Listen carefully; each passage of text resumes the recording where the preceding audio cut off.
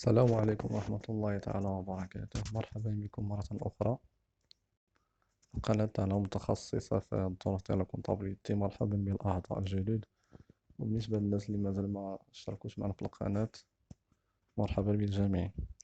اليوم إن شاء الله غادي نشوفوا واحد الدوكيومون مهم في لا كونتابيليتي جينيرال، أنا وهو لو بيلون. قبل ما نشوفوا لي بيلون سنعرفوا أولا لي كلاس ولا لي كونت. على حسب لو بلان كونطابل ماروكان، إن لي كلاس ديالو كينقسمو ل9 ديال لي كلاس. كاين من 1 حتى ل5 ديال البيلون، و 6 و7 ديال السي بي سي، و8 و9 لي كلاس ولا ديما سبيسيو. بالنسبة لا كلاس راه كيتكون واحد الرقم وبغيك 2 أرقام، لو بوست من 3 ديال لي شيفر، ولو كونت من 4 ديال الأرقام، لو كونت ديفيزيونير من 5 ديال الأرقام، والسو كونت من 6 ديال الأرقام. إلا شدينا بلان كونطابل مثلا للبيلون، أولا البيلون هو ينتبه لا كارت ناسيونال ديال لونتربريز، كنعرفو منو الحالة المالية ديالها. كينقسم البلان كونطابل إلى 6 خانات: لا كلاس 1 2 3 4 5 1 5 5. غنبداو بالاكتيف دو بيلون.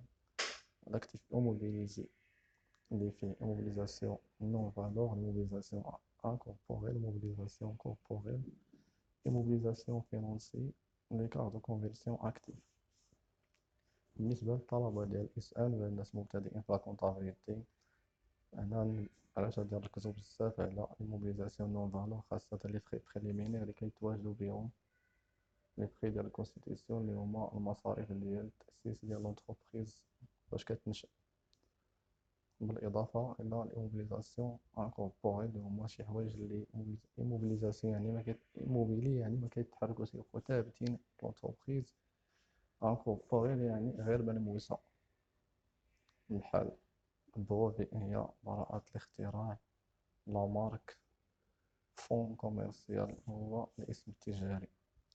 إيموبيليزاسيون كوربوريل يعني شي حاجة اللي ملموسة، بحال الاحترام الأراضي، كونستركسيون البنايات، باتيمون إلى آخره، انستالاسيون تكنيك، ماتيريال نوتياج، ماتيريال دو ترونسبور، يعني جميع لي ماتيريال اللي كيتسموا كوربوريل.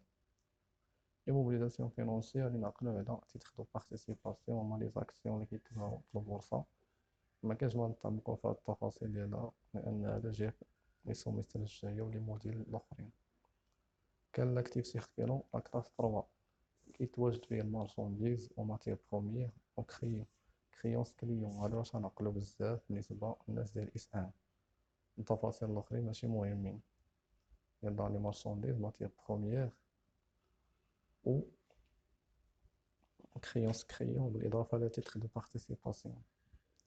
وعندنا الأكتيف تريزوري أكتيف، يعني الحوايج ولا تريزوري فاش كنديرو خزينة، فاش كنديرو النقود ديالنا، بحال لا بونك ولا لاكيس، فلوسنا كنحطوهم في البنكة ولا في لاكيس. غندوزو الآن للباسيف دو فيلون اللي كيتواجد لا كلاس 1 ولا كلاس 4 ولا كلاس 5 5.